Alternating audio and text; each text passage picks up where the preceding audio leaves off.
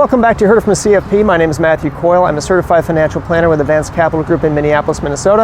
And today we are talking about Medicare. I'm in a local facility helping a family member with a minor procedure, and it dovetails nicely with a topic that we will cover today, and that's the basics of Medicare on You Heard It From the CFP. What does it cover? How do you sign up for it? What does it cost?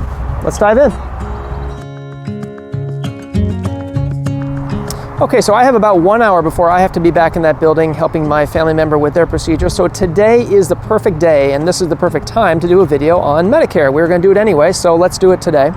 Medicare is a government-run and government-funded insurance program for people over the age of 65, and you pay for it through your payroll deductions.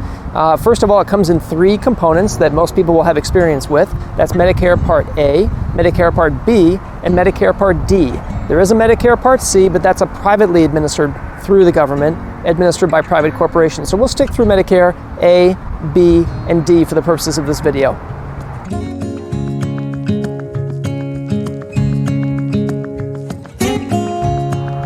All right, so Medicare Part A. Medicare Part A covers hospitalizations, surgeries, inpatient stays, mental health care, things like that. There is also hospice care covered in Medicare Part A. It's a very important coverage, and you do get it as a tax-paying citizen in the United States, as long as you're a citizen. So you have 7 months to sign up for it, 3 months prior to your 65th birthday, the month of your 65th birthday, and then 3 months after your 65th birthday. If you're already on Social Security, you will actually automatically get Medicare Part A. It's included as a citizen, basically being a United States citizen. If you're already on Social Security, you'll automatically get Medicare Part A, and it does not cost you anything to have it. That's a little bit different from Medicare Part B, and we'll look at that next.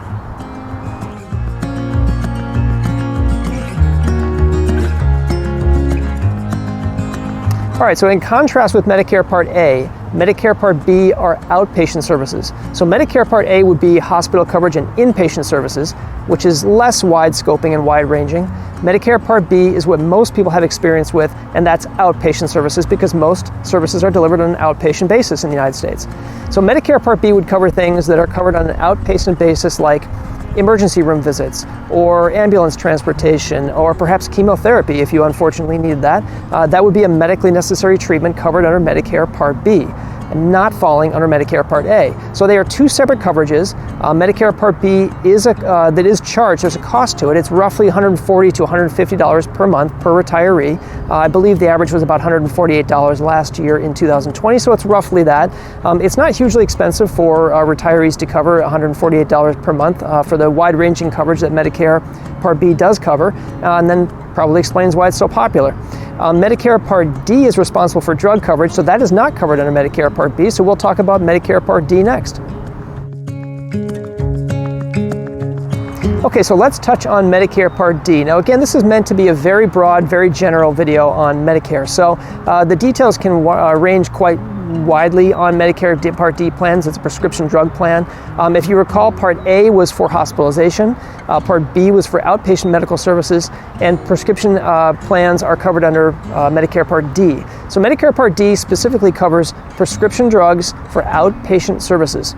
They are administered by private companies, and the cost, of course, can vary, but typically you can find a good Medicare Part D plan for $15 to $20 per month starting. It depends on what you want covered and how wide-ranging you want your coverage to be. But different drugs are covered at different levels, and it can be quite wide-ranging. So you might want to shop around for a good Medicare Part D plan if you're thinking about retiring in the near future and you are eligible for Medicare.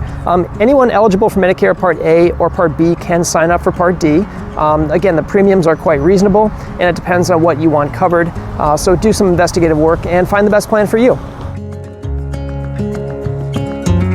Well, thanks again for watching. This was meant to be a very general video on Medicare Parts A, B, and D, which of course is what most people would have experience with or be exposed to at some point. So if you have the need for some additional information or want to hear about some other resources that might be available to you, please feel free to reach out to us. It's a beautiful day. I'm going to go try and enjoy it. We're going to go try to enjoy it as much as we can for the rest of the day. So take care, and again, thanks for watching.